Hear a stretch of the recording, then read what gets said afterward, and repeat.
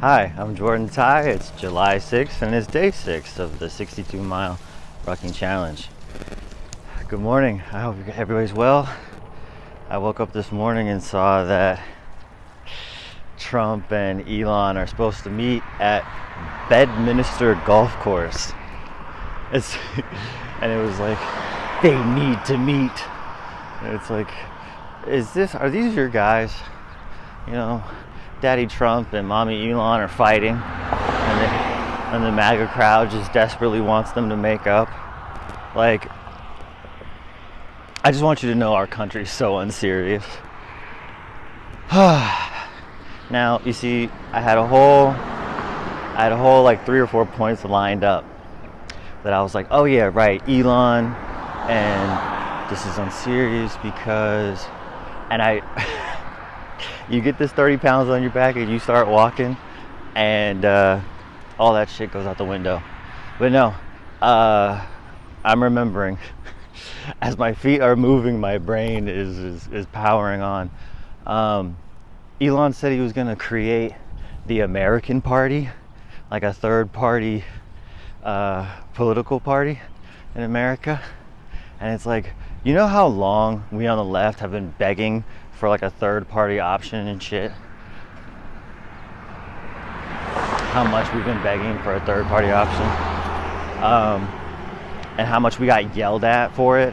Like, no, why are you trying to fucking take away votes from the Democrats? There's no possibility of ever having a third party, so don't even talk about it. And then now, when Elon feels like being petty, it's just like, all right, yeah, we should have a third party. You know, this 2-party system is not working. It's like, dude, we've been saying that forever, and now you want to do it? See,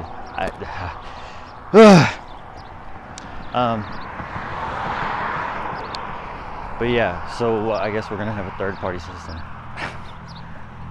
and not because his politics changed. Not because he sees the error of his ways in Republican ideology. He wants to get back at Trump, you know? And again, I've been saying this a lot, like business and this like white collar, white supremacist world, it's just vibes. It's just the girls are fighting, and that is literally it. Because, and it's like, you remember when Elon was gonna end hunger in America or something like that? He was like, look, I would do it, just nobody's giving me a plan. It's like, I thought you were a smart billionaire who fucking builds rockets. You can't figure out how to end hunger. But then somebody was like, all right, here's a plan. $40 billion. You could end hunger in America for like ever, you know? And he was like, all right. Why don't I just buy Twitter instead? And then, like, I'm pretty sure it didn't even do that for real.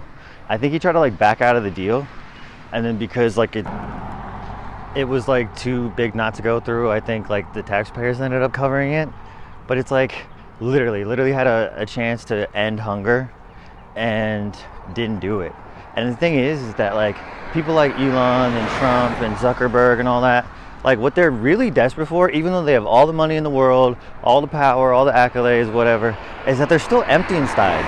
They just want to be loved and liked. Like they want to enter a room and people be happy that they're there, and like light up when they enter a room and be happy. Like everybody loves you, but nobody likes you, and that is infinitely worse, you know?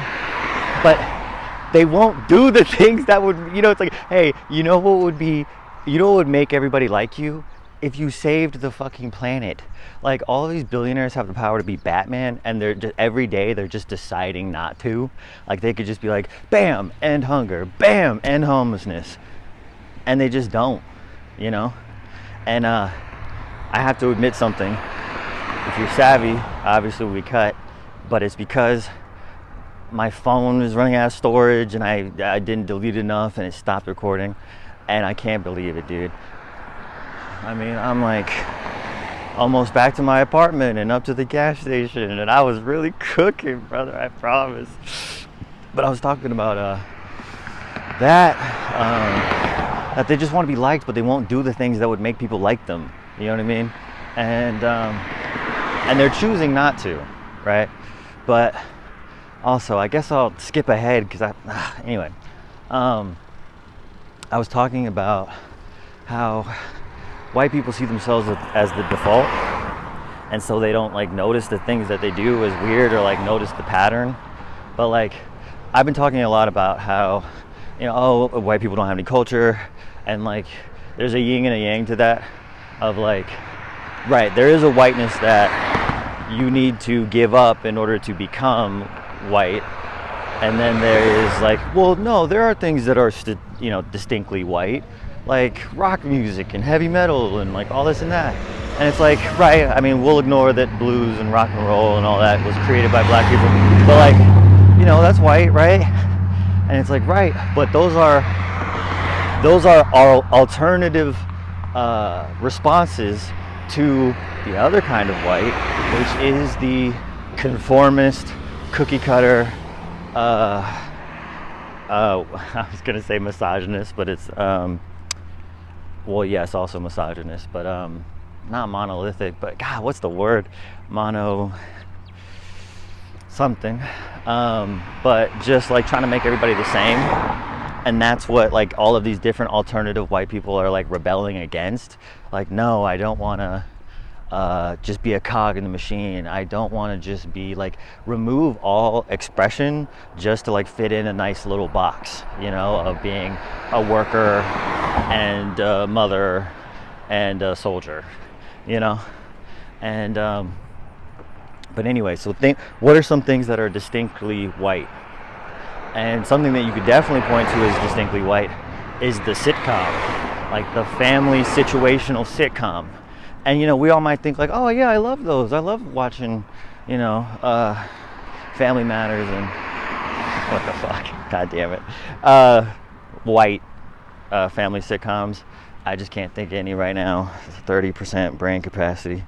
But these white, yeah, of course I would do that. But like white situational family comedies, you know, you think we all remember them nostalgically, but when you think about it from a white supremacist lens, it's like every week the sitcom tackled a different taboo of some sort, you know, and it was literally just like spoon feeding morality to white people from the comfort of their own homes because they were too scared to go see these people in real life. It was literally like, it would be, you know, it would start off with normal stuff, right? It's like, Susie's smoking cigarettes. Ooh, Josh needs a date to the prom. Whoa. You know, Daniel he came home drunk last night and he's only 16. Ah, you know? But then it's like also shit like, the new neighbor moved in and they're black. Dun dun dun.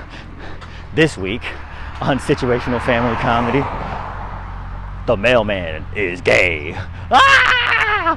And then you have to like, you literally have to watch like the patriarch of the family be against it, be resistant to, oh, I don't like this gay shit, this woke shit, I don't like it. And then by the end of like literally his whole family, the mom is trying to convince him, the daughter's trying to convince him, the son is looking at him like, well, this is how I should act, right? And then because of like the father's like low-key racism, then like the son does something racist at school, and then he's like, oh my god, what have I done? What has my behavior done? And it's like, that's the episode, and it's just week after week after week. And like, just think about that though, with the sitcom and with religion, white people are constantly needing to be reinforced and spoon-fed morality. Like, hey, you know, black people are people too, right? You know? And it's like, why couldn't you come up with that opinion on your own? You know what I mean? That like, hey, we're all human beings. Like literally, and we constantly have to shove it down your throat. Like they're like, hey, we're all people. Stop treating us like we're not. And they're like, well, you're not people. And it's like, and you know, an unfortunate thing is that we've been doing, Here's another point that got lost to too much. I swear to God, if I lose any more footage to me running out of storage and have to re-record, I'm gonna end the video early, dog. But so I should probably get to it. Okay, shit, man. Here's some questions. Why do a bunch of white screenwriters always write movies about societal white discontentment? It's always some like 30-something white man who has no direction, has no career, doesn't know what to do with his life, and then usually is like taking on the system in some sort of way. Like, he was caught in the middle of a robbery and his girlfriend got taken and now he's got to take down the man that did it.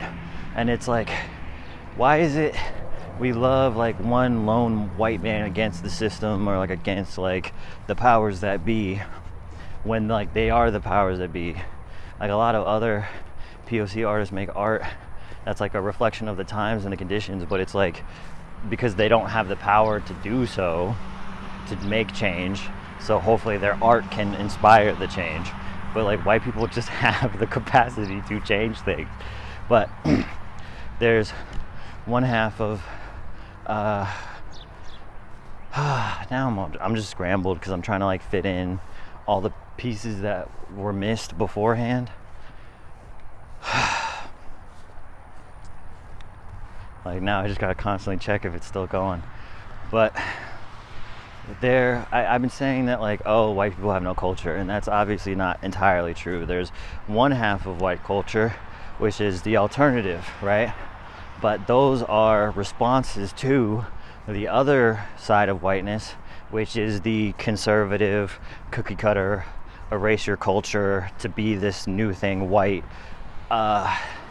thing that the alternative whites are rebelling against. And so there's one half that is alternative to the normal or conservative viewpoint of whiteness, and then those movies just reinforce white supremacist thought, and that is that like the white guy is always in charge, he always knows what to do, and he always gets the girl. Like no matter who he is, like the most loser of white guy will he doesn't even have to like talk to the woman of the movie. Just as long as he is floating through the plot and makes it to the end, like he doesn't even have to have a relationship with her. Just because he's white, he will get the girl at the end of the movie. And so you have all these young men growing up thinking that, oh, no matter what kind of loser I am, and even if I don't really try, I'll succeed. And then you get out into the real world and you're suffering under capitalism and patriarchy and white supremacy, and you realize like every white boy grows up watching that like any kind of white guy can be successful and any kind of white guy can get the girl and like be that guy. And so they think like, oh right, I don't really have a purpose, I can just fuck around and then wait for my grand adventure to fall into my lap, and then I'll get the girl and I'll fuck bitches and get money. And then you get in the real world and you realize you're not fucking bitches and you're not making money. And so you're angry about that. And instead of blaming white supremacy or capitalism, you blame women and gay people and black and brown people. And so yeah, it's this weird juxtaposition of white people not wanting to be this white and rebelling against the system, or like this like one man versus the system kind of like mentality. That we seem to be, so we crave it. We crave stories of it, of like, you know what, yeah, the police are ineffective, I gotta handle this on my own. Or like, you know, there's some bad people out there, evil corporations doing evil things, and it's up to me, one white man, to do something about it. You know, it's kind of like a white savior thing. But it's like, we should look at the symptoms of that, or we should look at that as a symptom of like, hey, I don't think we all like this. I don't think we all like this like white supremacist cookie cutter, make everybody the same, there's only one way to be, there's only one way to act, like kind of thing. Because like if we all conform and we're all the same, then like how fucking boring is that, you know? But yeah, I mean, white people need to create an identity for themselves, because the same way that like generational trauma can go back like 7 generations for black people. Like, we have a history of savagery and like the most unusual and sadistic and savage of things that we've done to other groups of people, you know? And it's like, yeah, you know, African tribes used to beef with each other sometimes, and Native American tribes probably beefed with each other too from time to time. But like the kind of shit we would do and have done is like otherworldly. It's like just a different level of like, why would you go through all of that just to do that? Like the